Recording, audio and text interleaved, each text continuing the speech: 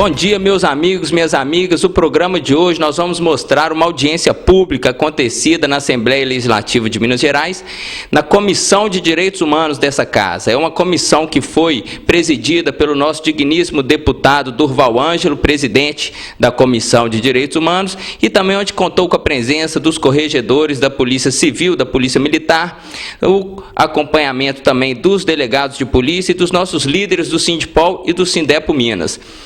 Trata-se de um episódio lamentável que aconteceu em frente ao shopping Savassi, alguns meses atrás, em que um policial civil estava acompanhado de sua família e, na ocasião de uma abordagem desastrada da polícia militar, vamos dizer assim, acabou por efetuar um disparo de arma de fogo que veio atingir um transeunte, os dois filhos e a esposa do policial civil que estava ali no seu momento de lazer, na véspera dos Dia das Mães, comprando presente para os seus familiares e que parou numa banca de um ambulante para comprar um DVD para o seu filho menor de 5 anos de idade. Nós vamos acompanhar a audiência pública e os pronunciamentos realizados aí por essas autoridades.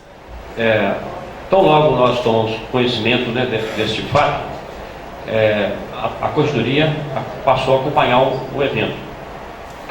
Primeiramente, o crime, tem-se notícia de crime militar, militar da ativa de serviço, proferindo um delito, no caso ali ou tentativa de homicídio ou lesão corporal.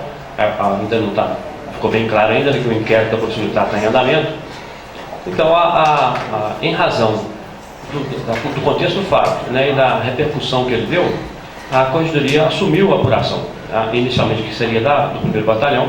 O inquérito da Polícia Militar encontra-se em andamento, o prazo para o inquérito é de 40 dias, prorrogado com mais 20, então está dentro desse prazo regulamentar.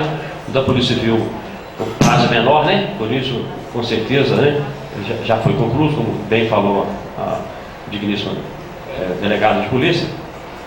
Então, com relação ao mérito, nós ainda não temos certeza do que houve, porque a apuração ainda não foi findada.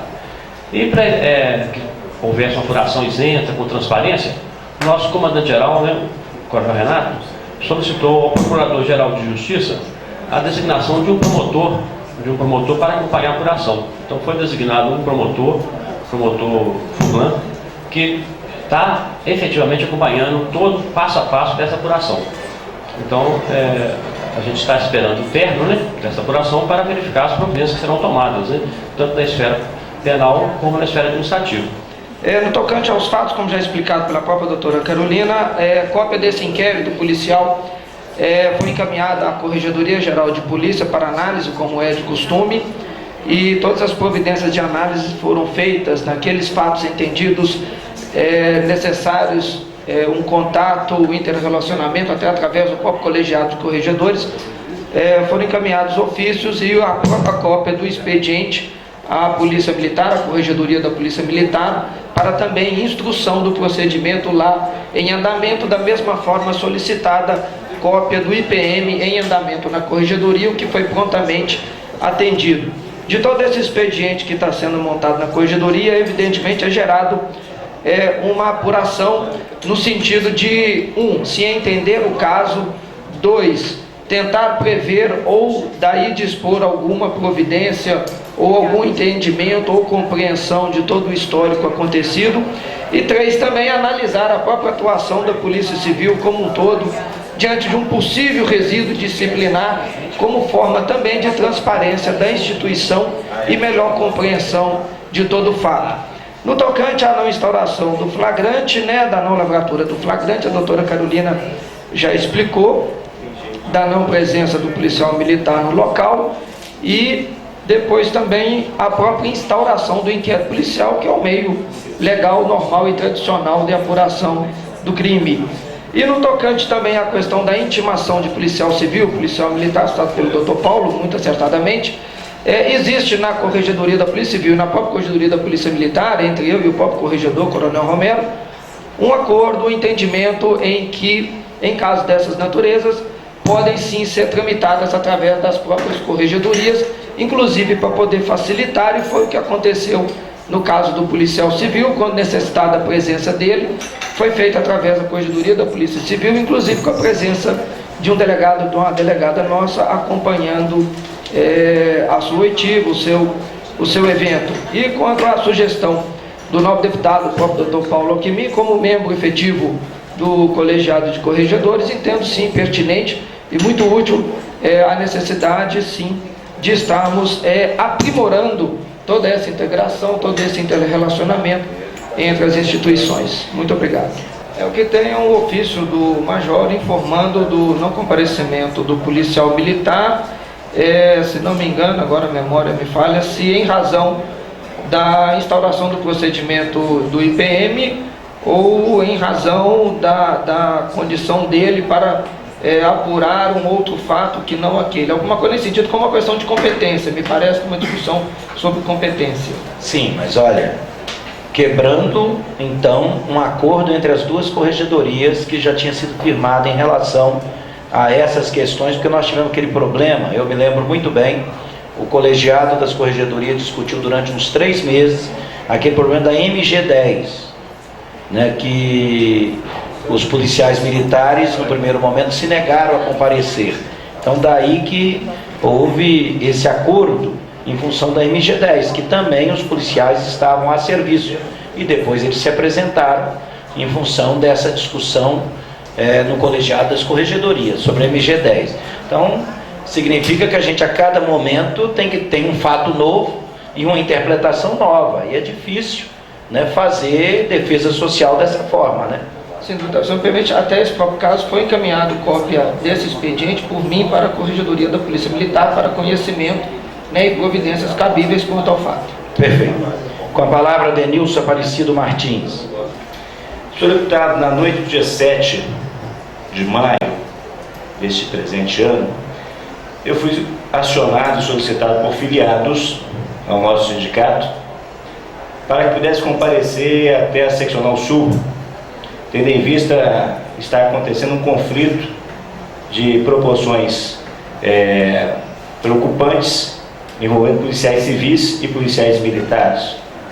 Imediatamente eu me diligenciei até aquele local e, para minha surpresa, eu encontrei a pessoa do Dr. salvo melhor juízo Caio muito nervoso, preocupado, para dizer a verdade, desesperado, porque não sabia o que ia fazer.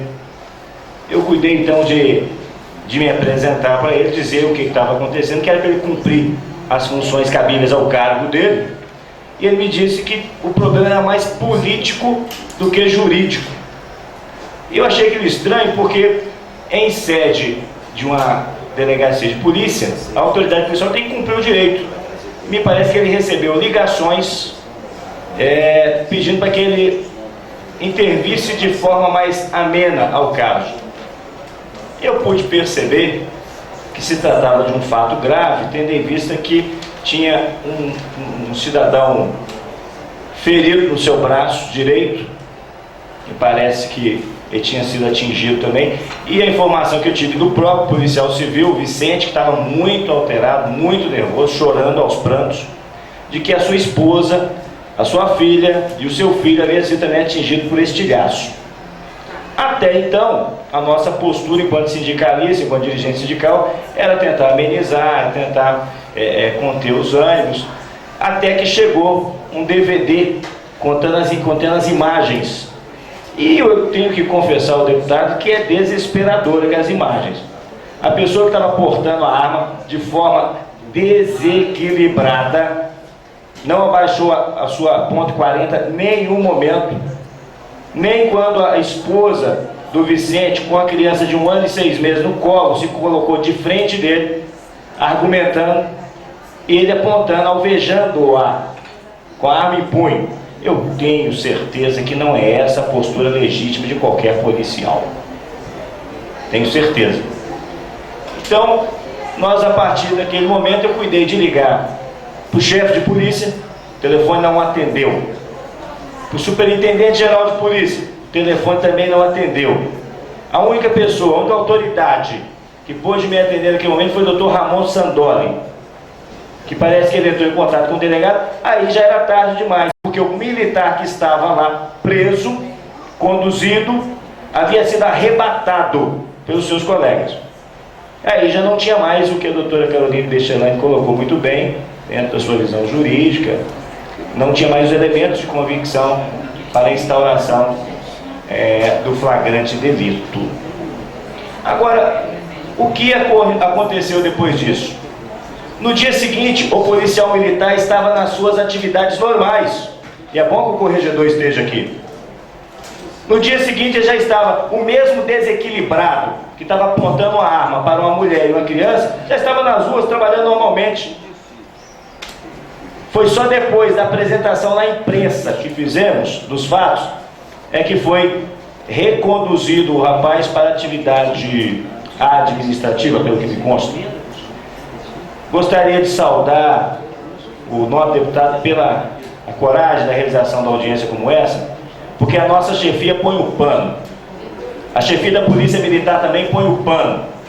Como se houvesse integração, como se houvesse qualquer tipo de normalidade. Não existe integração.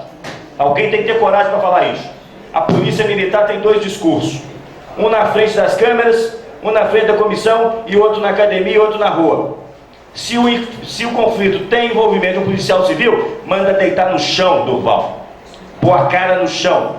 Um pai de família, um servidor desse estado, diante dos seus filhos, da sua esposa, véspera do Dia das Mães, comprando presente para a sogra, para a mãe e para a esposa, ter que deitar no chão, na frente do seu filho, e ver o seu filho atingido, que o pior do que apontar uma arma diante do público, é uma pessoa onde o Estado investe nele, onde põe nele uma farda, e fala que ele é servidor, que está para proteger e servir, disparar,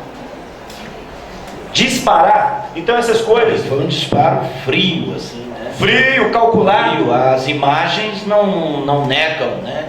E eu fiquei muito indignado quando conversando com pessoas experientes da Polícia Militar, veio falar para mim que a atuação foi legítima.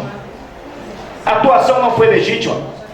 Que se fosse um policial civil que tivesse feito isso, ele estaria execrado hoje. Preso, conduzido, espancado. Porque é assim que a Polícia Militar lá na rua faz. Nós temos que ter coragem de falar isso. Tem que ter coragem. Porque se isso fosse um fato isolado, Carolina, Jorge José da Silva, Carlos Alberto Simões, agente Solano, tudo está lá no seu gabinete para apurar.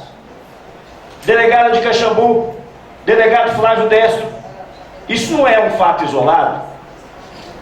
Tem que mudar o tratamento. É bom que eu estou, meu grande companheiro Gonzaga, tem que mudar a orientação da academia de polícia. O treinamento operacional não pode ser esse.